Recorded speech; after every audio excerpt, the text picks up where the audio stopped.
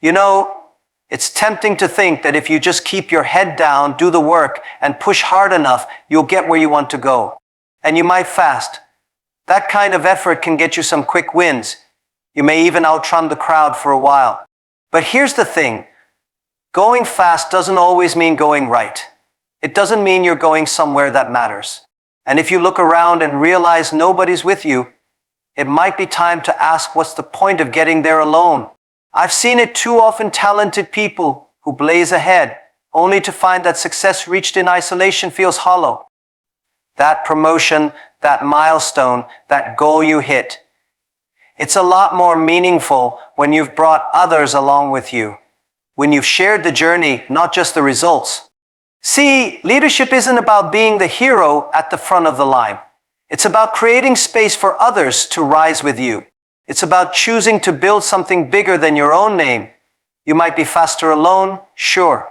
But speed fades. What lasts is impact. What matters is people. When you go together, you build relationships that carry you through the hard parts. You build trust that makes the load lighter. You build a culture that doesn't need you to be everywhere at once, because people have bought into the vision, not just the personality behind it. It's not always glamorous. It's slower. Sometimes it means waiting while someone else catches up. Sometimes it means listening more than talking. But in the long run, that's what separates a sprinter from a builder, a performer from a leader. You can win a race by yourself, but you can't build a movement that way. So I say, don't just run fast, run with purpose.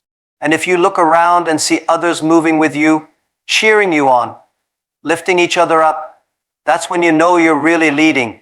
That's when you know you're going far. Leadership, real leadership, isn't about standing at the top of the mountain waving a flag. It's not about being the first to reach the peak. It's about how many people you brought with you. It's about who you helped climb. That's the test. That's what matters. Because if you get there alone, you've missed the whole point. See, there's a big difference between being in charge and being a leader. Being in charge means you give the orders. Being a leader means people want to follow you. And they don't follow because you have a title or a corner office. They follow because they trust you, because you're on the journey with them, because when it got tough, you didn't just point the way you walked it too. That's the difference. Leadership is a shared journey. It's not about how loud your voice is. It's about how well you listen.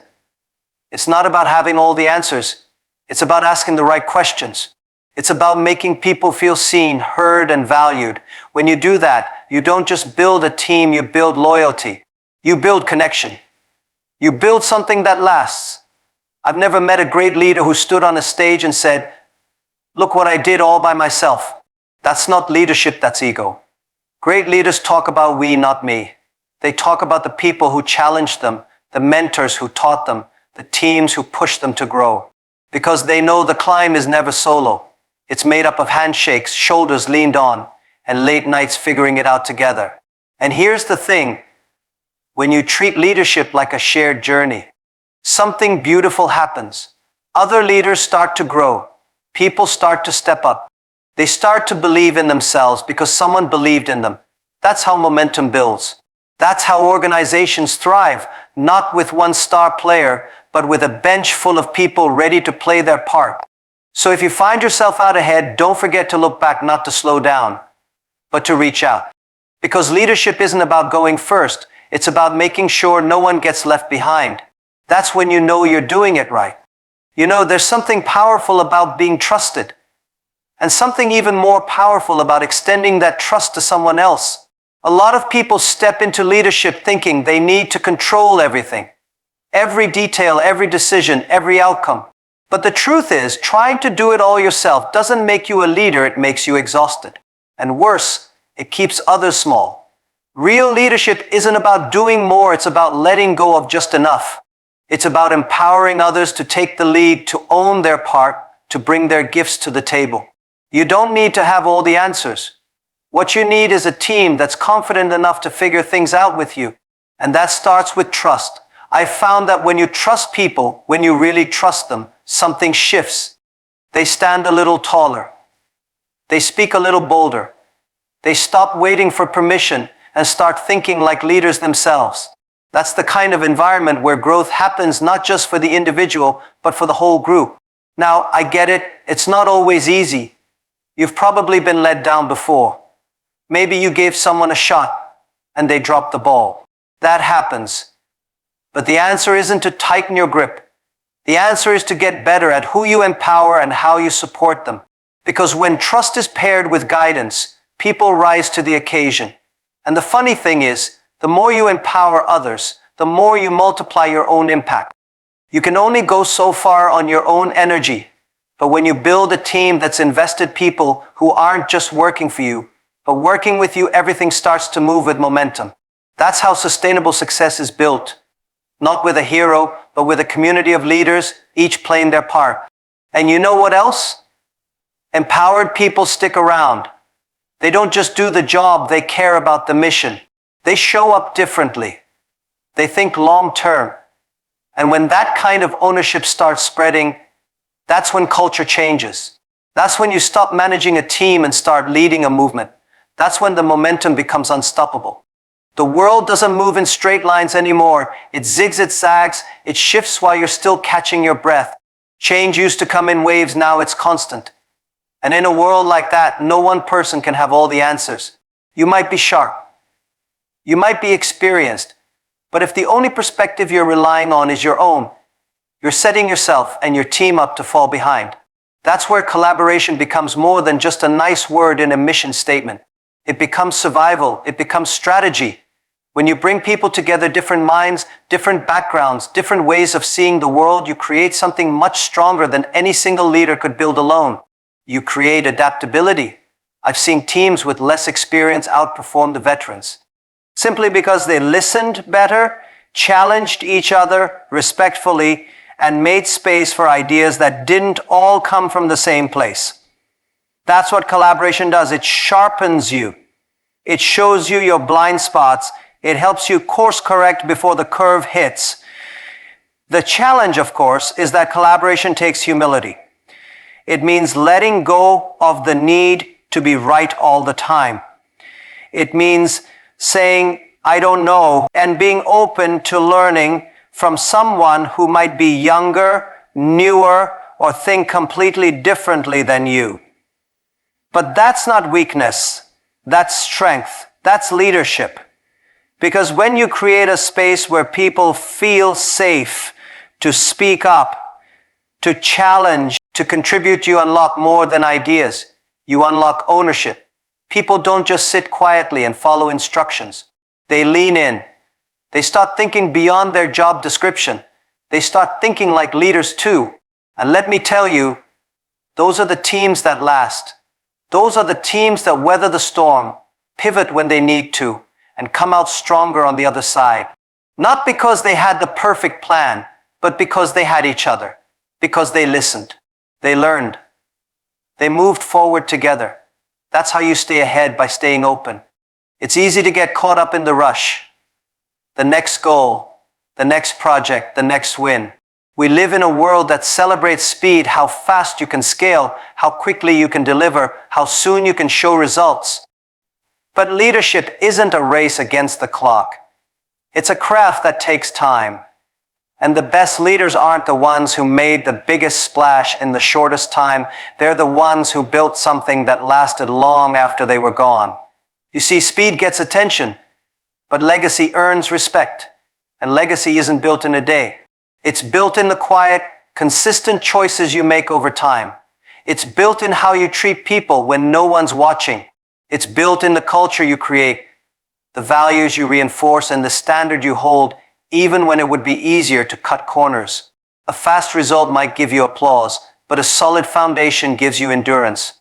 And when you build with care, when you invest in people instead of just outcomes, when you choose principles over shortcuts, you may not be the flashiest, but you'll be the one still standing when others have burned out. I've learned that what lasts is built slowly, brick by brick, one relationship at a time, one moment of integrity at a time. You want to build something that lasts. Start by thinking beyond yourself. Think about the team that's coming after you. Think about the kind of place you'd be proud to leave behind. That's when you start to lead from vision, not just ambition. And sure, it takes longer. You might have to pass on some quick wins. You might have to wait a little longer to see the payoff. But when that day comes and you look around at the people who've grown, the systems that still work, the mission that's still alive, that's when you'll know it was worth it. Because leadership isn't about how fast you climb the ladder. It's about whether you built a staircase strong enough for others to climb too. People are always watching, not in a suspicious way, just naturally. They're watching how you show up, how you respond under pressure, how you treat the people who can't do anything for you. And whether you realize it or not, as a leader, you're teaching all the time. Every action is a lesson. Every decision is a message. Every moment is a model. That's why leadership isn't about what you say, it's about what you do. You can give the best speeches, hand out the most inspiring quotes, but if your actions don't line up, people won't follow. Not really. Because people don't follow perfection, they follow authenticity. They follow consistency. They follow someone they can trust. And here's the truth, you set the tone.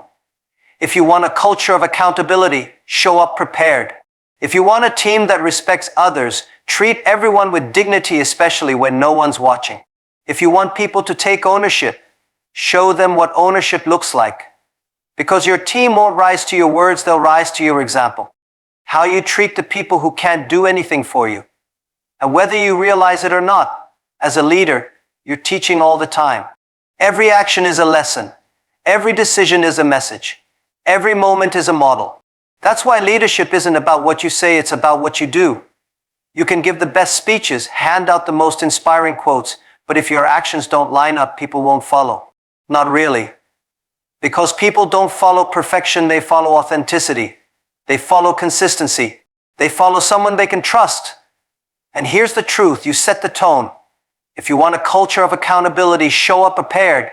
If you want a team that respects others, treat everyone with dignity, especially when no one's watching. If you want people to take ownership, show them what ownership looks like. Because your team won't rise to your words, they'll rise to your example. The most effective leaders aren't loud. They're steady. They don't need to talk about their values, they live them. And that quiet consistency, that daily modeling, creates a ripple effect. It doesn't just influence behavior, it shapes culture. One person's character has the power to raise the bar for an entire group. That's how you multiply leadership. You don't do it by micromanaging or demanding results. You do it by embodying the values you expect. You create an environment where excellence isn't enforced, it's inspired. People begin to ask more of themselves because they see you doing the same. Now, it's not always glamorous. It means doing the right thing when it's inconvenient. Admitting your mistakes before anyone else catches them. Listening more than you speak. But those moments, that's where credibility is built. That's where influence begins. And over time, you'll notice something. You don't have to push so hard. People start showing up differently. Not because they have to, but because they want to. Because they've seen what it looks like and now they believe they can be that kind of leader too. That's when you've gone from leading people to raising leaders.